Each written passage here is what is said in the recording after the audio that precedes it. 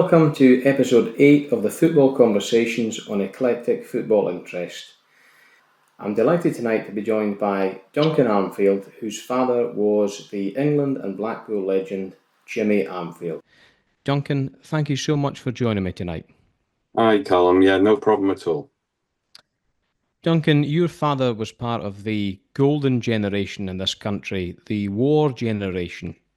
What were his formative experiences like, and how did they shape his character, if indeed they did shape his character? Well, I think his younger life in particular shaped him a great deal. And so when he was a youngster, the war had started, and his mother and him, rather than him being evacuated to Blackpool on his own, he actually came with his mother, and the two of them came over and lived in a one-room in Marina Avenue in Blackpool on their own. And so he was away from his father for long periods of time. And one day he just disappeared and cycled all the way to Manchester, Denton, where he was born, all on his own, just to see his father, who was mortified when he saw him. And he was a smashing bloke. My grandparents were fabulous people. And so after the war, he because he had it really tough. He had it really tough for those few years. After the war, he was very lucky. And he said one thing that shaped him a great deal. He passed his 11 plus and went to grammar school, Arnold School in Blackpool. And I think that shaped him, even though that was a rugby and cricket school, and he played quite a bit of rugby, and he was actually in the same form as Malcolm Phillips, who ended up captaining England for rugby union, as well as when Dad was captaining Blackpool, and George Easton was in his year and things like this. So they were fantastic years, and he formed them. And he says he took, it's one thing about taking opportunities in your life, and that was a great opportunity, even though he came from nothing, to be able to pass his 11 plus and then go into there. And then straight out of school, he did okay and went into the army. And again, that's when he met a lot of his friends that lasted throughout his footballing career, because he ended up playing for the army, and he met people like Bobby Charlton and Eddie Coleman and people like this, and even the great Duncan Edwards, who I was named after. So his younger years certainly shaped him a great deal, I think. How did his academic achievements, were there ever any other career opportunities open to him? Or was it always football? I mean, his one great love was football. So let's say anything different. But he was offered. He had good enough grades to go to university, and I think it was Liverpool he was sort of aiming towards. But his because they went in the army then for his national service, and football really took off then. Mm-hmm. That really, that was it then.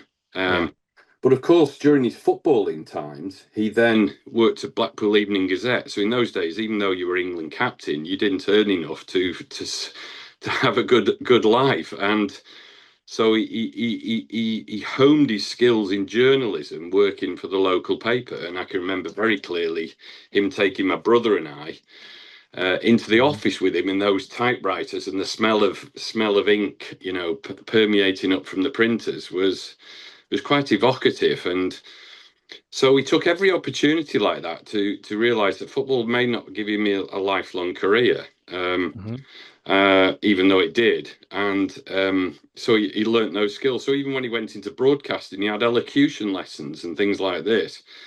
So education, he could have definitely been, something other than a footballer, but his one great passion and love in life was football, and his family first and then football. And so, with that in mind, he broke into the Blackpool team not long after the kind of glorious final of 1953, at the Matthews final. What effect did that great side have on him? Those great players, and did they help his development? What kind of lessons did he learn from those guys who were kind of the first kind of superstars of football, really? Well, yeah, of course, Matthews was first Ballon d'Or winner, wasn't he? So he absolutely looked up to the maestro Matthews, but most of all Stan Mortensen, who he absolutely adored, and were lifelong friends with both of them. But also people like Harry Johnson, who was like a one club man, and he was the one that lifted the FA Cup. And he he he looked at Matthews, for example, his dedication, the way he applied himself to football, his character, and the way he behaved was all something that Dad mimicked. And of course, the great Stan Mortensen, who, despite being severely injured in the war, um, still carried on his footballing career at such a high level. And then Harry Johnson, as well, as I've said, very, they were great influences in his footballing career. Huge influence. Do you have any personal recollections of his playing career, Duncan? I do. I remember him right, particularly the last few seasons. Um, so in those days, the wives and families used to be they used to put you in a little section in the south stand, and I Mm-hmm. can remember we with my brother and my mother and other player wives and their children sat in this little section, and they certainly weren't the best seats in the house, but they were above the players' tunnel, and I can see him running out. And he'd have hated me for this, but I always remember his little bald patch at the back of his head running out, and I could always tell it was him. Um, um, but you know, and the old Bloomfield Road and I know a lot of Blackpool fans even keep saying this, had a certain character about it. Yeah. It was desperately in need of upgrading at the end, and that was a good thing. But the smell of pies and onions for hot dogs and Bovril coming out of the cafe in the corner and then going down into, of course, you weren't allowed anywhere near the boardroom afterwards, but you had to go into this little tea room that was tucked underneath the stand, which honestly you couldn't swing a cat in, really. Um, but I remember him playing very well. I remember him scoring a goal. I Mm-hmm. remember a couple of games very vividly. One against Preston when they got up that year. They got up, the famous year they got up. There was one against Birmingham City, and I always remembered that because Gordon Taylor was playing, I think, for Birmingham City, but chap broke his leg, and they carried him off right in front of us, and his leg was on backwards. And then his last game against Manchester United back at Oh, Bloomfield Road, when he was applauded out onto the pitch, and he had that. So it ended up 1-1. I think the great Dennis Law, who we sadly lost recently, scored the goal to equalise for Manchester United, and I remember it because it was Law, Best, Charlton, all those great players were playing. So I remember them very well. I wish I'd remember it better, and I wish I'd remember him yeah. playing for England. I think those are the ones that I remember. Mm-hmm. Wish I could have remembered. And my brother often speaks about the 1966 World Cup, and I have flashes, but nothing Yeah, much. nothing concrete. Um, No, nothing at all. what kind of player was he? What kind of player would you say was? Is there any kind of comparison in recent years or?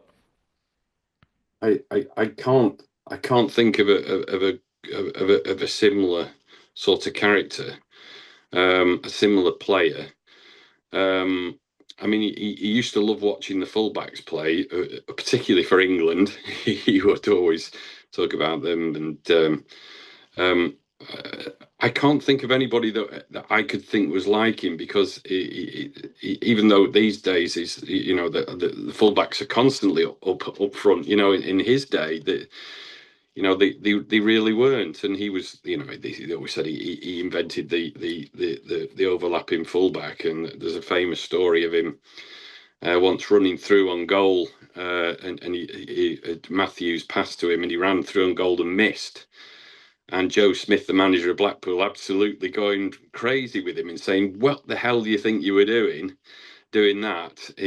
And don't you realise we've actually got quite a good right winger playing for us? So you stay back." And it was only after a while that they sort of built it into the team, and it caused a lot of problems for defences in those days because Dad was really quick. That's Mm-hmm. the other thing. His pace was, even in his former years, I remember him running past players quite easily. and he always had a decent engine on him. And it was really injury at the end that finished his career when he, with his hamstring and his knee. And even though he went to Bolton Wanderers as player manager, he actually never played for Bolton because his body, I don't think, could quite do 90 minutes. So. Yeah, he was kind of Blackpool's man, kind of one club man, which is it's kind of lost in the modern game now. Did he ever? Maybe regret's too strong a word, but did he ever? Did he ever regret? I suppose did he ever regret the opportunity of not moving on to so-called bigger and better things, or was he content with Blackpool? Well, I think one thing is you cannot compare Blackpool Football Club to what it was then. I Yeah. think they were two different entities altogether. Hmm. Um, so he nearly left for Manchester United the season before Munich '56. He was actually Busby came for him, and he was basically taken in the office by Joe Smith and told him in no uncertain terms he wasn't leaving, and to tell his mate Duncan Edwards to keep his nose out of Blackpool Football Club. So he didn't go. Otherwise, I may never have been here because he would have been on that aeroplane. Well, And there did was. you ever talk about that? Oh, sorry, there was a slight delay there. You go on. Oh no, go ahead. What did you say? Oh, Sorry. sorry. I think I lost you there. I was just going to say about Munich. Did he ever express anything, any feelings about that? About that kind of sliding doors moment? It could have been. Oh yeah, yeah. It was. It had a massive effect on them, on a lot of the younger players, because they were all in the under 23s team that were all conquering. And so in 1958, when potentially he could have gone to the World Cup, then they didn't take a lot of the young players because it had such a devastating effect on them. And I think Dad always half thought he could have been on that plane, and he Yeah. absolutely could have been. And it was only in '62 that he got into in the World Cup then. And Hmm. yeah, it had a big impact, I think, across the country. We don't, I don't think we appreciate how big an impact it had on all the players because Yeah. they were a close bunch, so players knew each other pretty well, and Dad knew a lot of those team because they were all in the under 23s and in the army team together. And Yeah. he would have absolutely gone to United if Blackpool had have let him. Hmm. I'm absolutely sure. But he never regretted it for 1 minute because Blackpool was always his club. Underneath it, that he would have always been his club. And I mean, Arsenal came for him a couple of times and he didn't go. Hmm. And he had other opportunities to move on, but particularly after he finished with Blackpool, I think Arsenal were desperate to get him, Yeah. and he decided to go to Bolton Wanderers instead. Hmm. And Dad always thought about his family, Yeah. and for us to move and upheave to London and things like that, he probably thought it was a bit too much for us. And that's the sort of man he was, family first, and Yeah. we've always kept that as our motto in the family. That's great. The 1962 World Cup. Your father was actually named the greatest right back in the world. Yes. H- How did he feel about that? I mean, because that's quite something else to be named the greatest of everyone on the planet. Yeah, he was very flattered, and I think that's what sort of spurred them on to get the captaincy and stuff like that. But he just thought it was great, and they made nothing more of it than that. He was an extremely modest man, and he was very proud of it, and very something that he would talk about and things like that. But that's about as far as it went. And to be recognised by your peers, and I think FIFA and things like that was pretty big for him.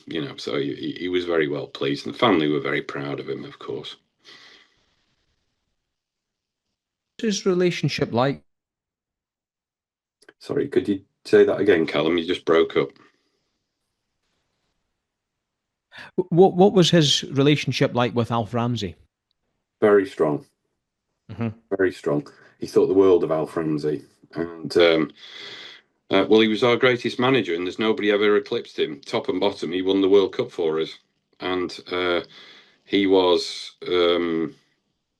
Dad often spoke glowingly of his managerial capabilities, and he was devastated, and he thought it was awful when he got sacked. He thought it was dreadful of the FA, and he thought it was a real treachery is the wrong word, but a serious mistake. And boy, oh boy, has it probably been proved to be right. Yes, things didn't go well in 70 and stuff, but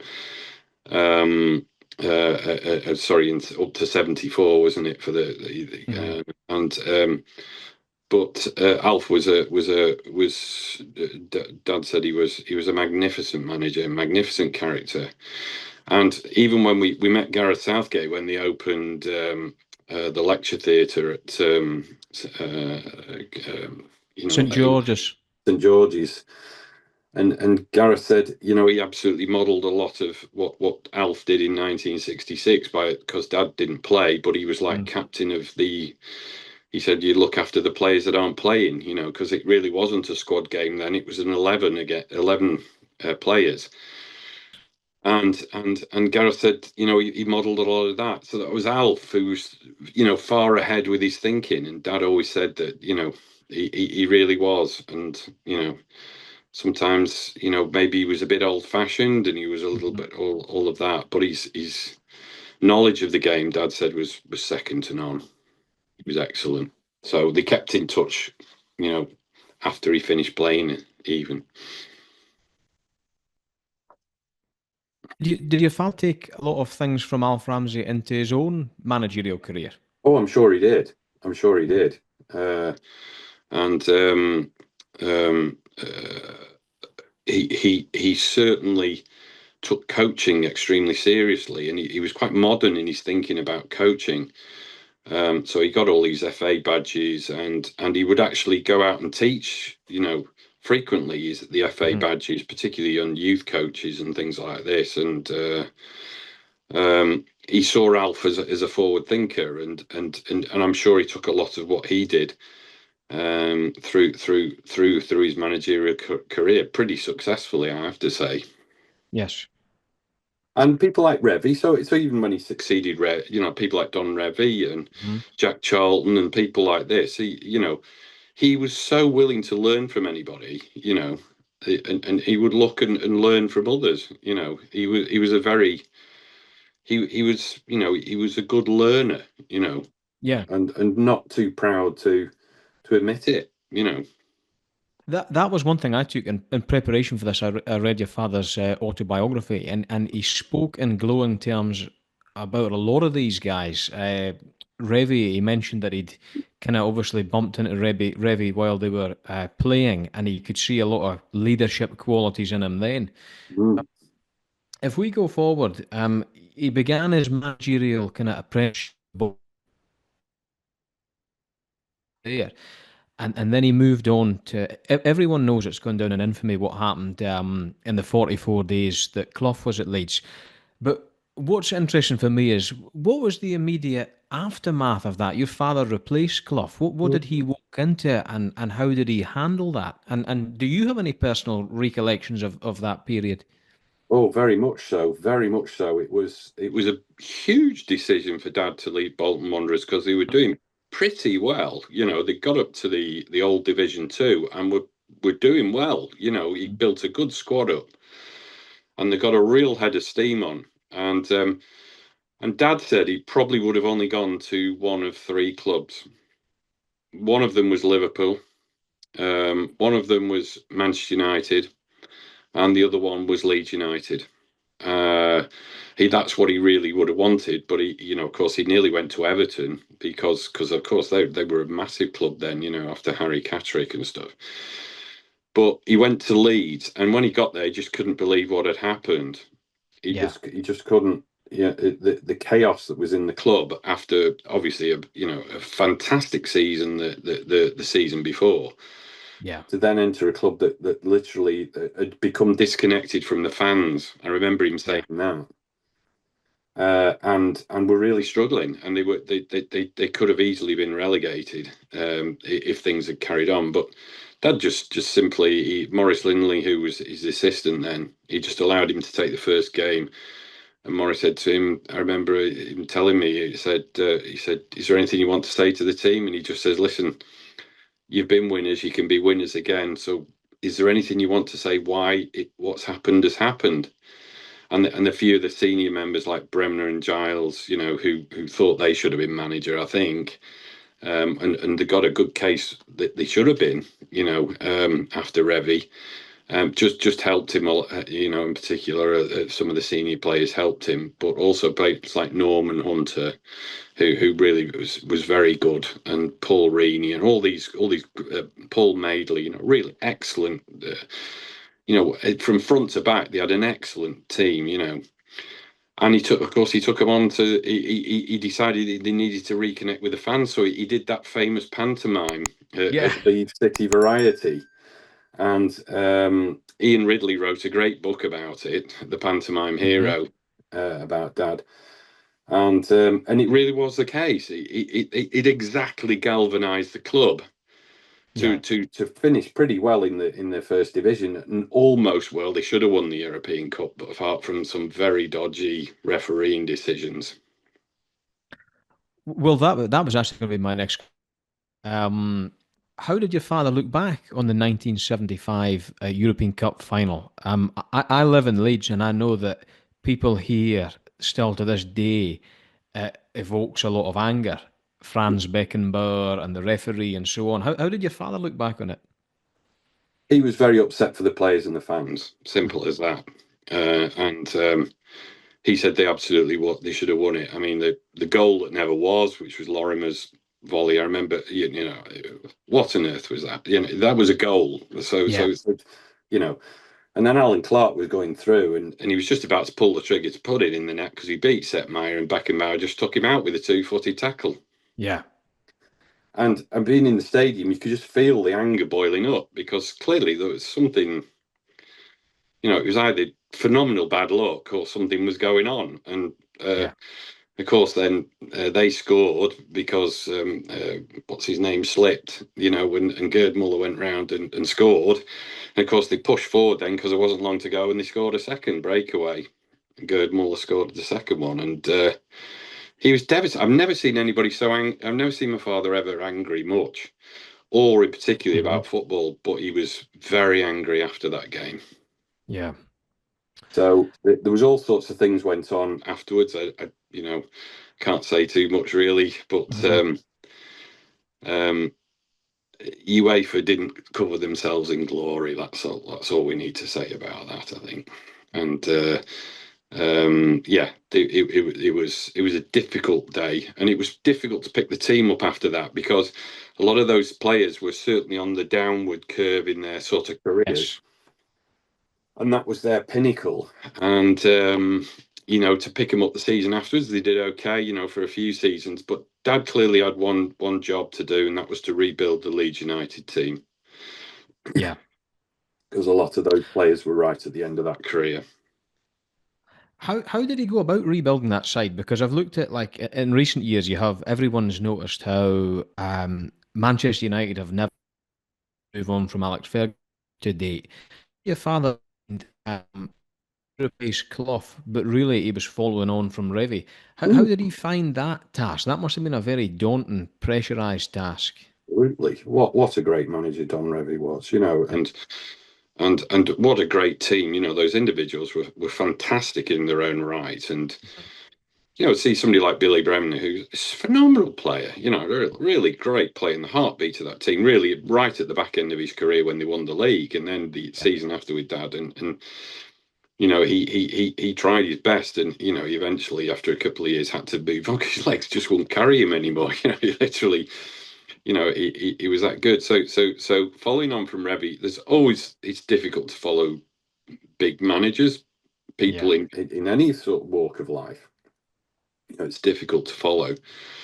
But Dad did in his usual way, and he's full of grace, full of honesty, and he just needed backing from the board, and he was getting them there. He definitely was, because actually, the guy after him, Adamson, picked up mostly his team, and they did pretty well the season he'd gone. And then they got relegated the season afterwards, I think, because they just didn't carry it didn't carry on. I mean, he had a good signing, which was Tony Curry, who was a fantastic signing for Dad. And he had a couple of guys like Brian Flynn, Ray Hankin, Arthur Graham, those sorts of players who were terrific for the club.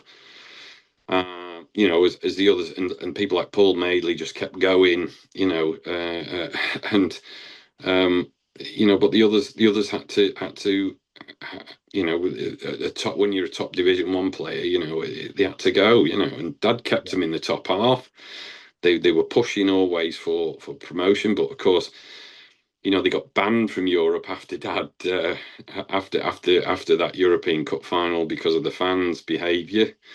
Sadly, it was a great sad thing, and it was difficult to bounce back. It's difficult to bounce back. But Dad just honestly believed he was always on the verge of something great there. He thought his squad were coming together quite nicely, and then they never backed him. Yeah, I was shocked that to learn that after 1978 that your father never managed again. No. Did he miss the game, and did he have any offers in that time to go back into the game? Well, he did have some offers. He Hmm. did. The one that sticks out in my memory is that he was offered the Iranian manager's job, and he met the Shah's representatives in London, and they'd agreed something for a 2 or 3 year deal. Hmm. And then the Shah got deposed, so he never went. So that was a fortunate sliding doors moment then. Oh yes, very fortunate, I think, um, because he quite fancied doing a little bit of international career, and he thought, well, I'll get a bit of international experience with Iran, and then let's see where that takes me. Um, Hmm. I think a couple of things. It's very hard to follow such a great club as Leeds United, and he completely adored the club and the fans and the Hmm. players. So everything would have been difficult afterwards. I don't think the Liverpools and Manchester Uniteds came knocking again. Hmm. And to be honest, his journalistic career really started to pick up after a Yep. few years, and I think. People often said, why didn't he go to manage Blackpool? He just never wanted to have that relationship with the club because of which he played for all his career. Yeah. He didn't want to damage that relationship, I think, more than anything. Uh, Yeah. Although I'm sure he would have loved to have done the job. I think he would have loved to it underneath, but he just didn't want to spoil those. And sometimes some people say never go back. And Yes. I think there's a lot to be said for that.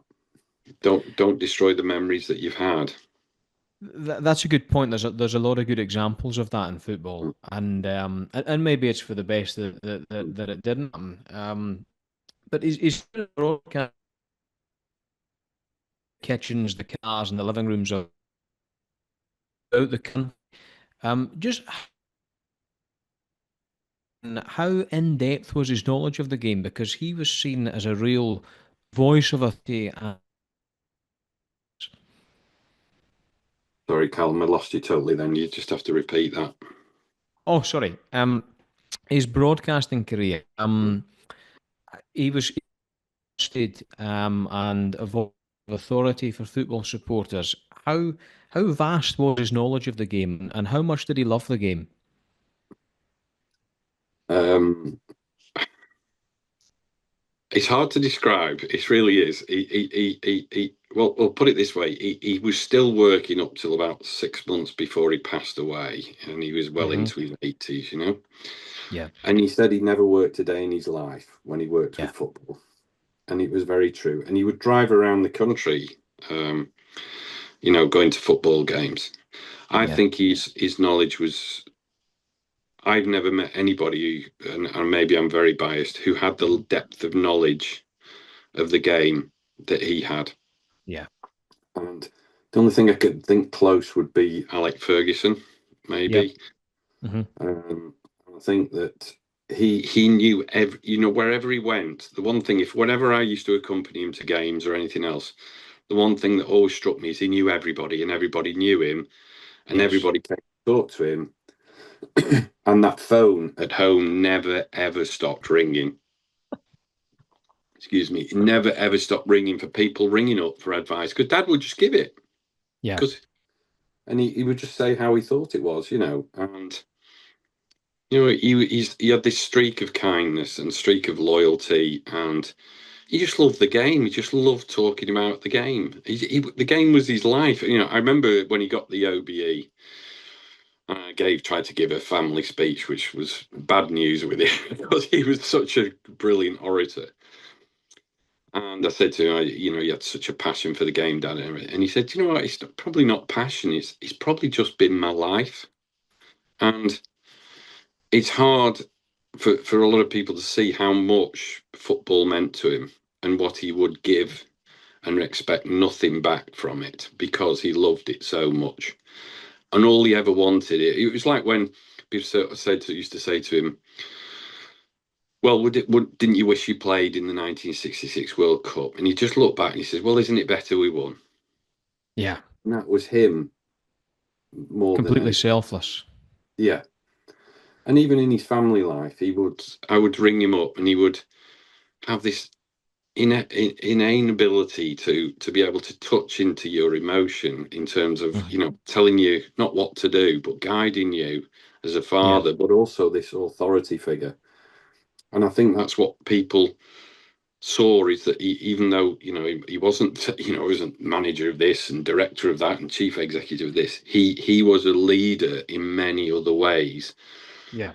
And that's why his depth of knowledge and his understanding and his ability to give those phrases like he did in his radio broadcasts was to paint pictures with words and without bias, without too much emotion, without anything else, without just the right level of passion, if you like. And I think that's what people like and remember most of all, is his steadiness, his unbiased opinions, his love as good football, and often what he said was right, came true.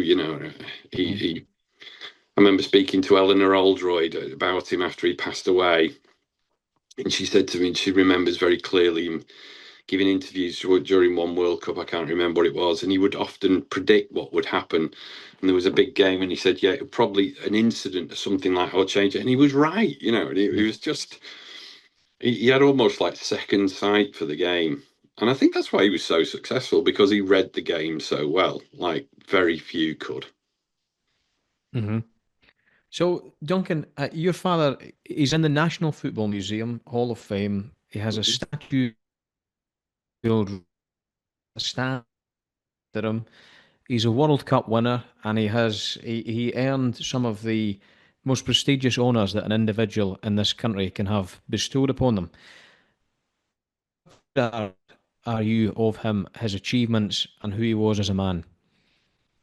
Was I aware? Sorry, did you say that, Callum? Sorry? Yeah, you just broke up at the end. Did you say, was I aware of who the man he was? No, just how proud are you of the man that he Oh, was? And I miss him every day. I miss him every day. I was terribly proud of him. Um, it's funny when people would say to both my brother and I, he was just our dad, and he just happened to play football, and do those other things. But you could tell he was good. You could tell how great he was. And I miss him so much. And I miss his voice on a Saturday afternoon, coming across those airwaves. And when people even, they say, when they meet me, said, oh, just like, what's your name? I say, oh, Duncan Armfield. And he said, oh, like the great Jimmy Armfield. They said, yeah, well, he was my dad. And they're absolutely floored, they say, really? Oh my God, I'm speaking. I said, no, I'm just his son, just his son. But I was very proud of him. When he got the OBE and then he got the CBE from the Queen, and it was Prince Charles, as he was at the time, gave him his OBE. And all those others, like the High Sheriff of Lancashire and his Deputy Lieutenant, his honorary doctorate, and all those things were all lovely. And I was always very proud of him and tried to support him as much as we could. But most of what I was proud of him was he was just a fantastic father.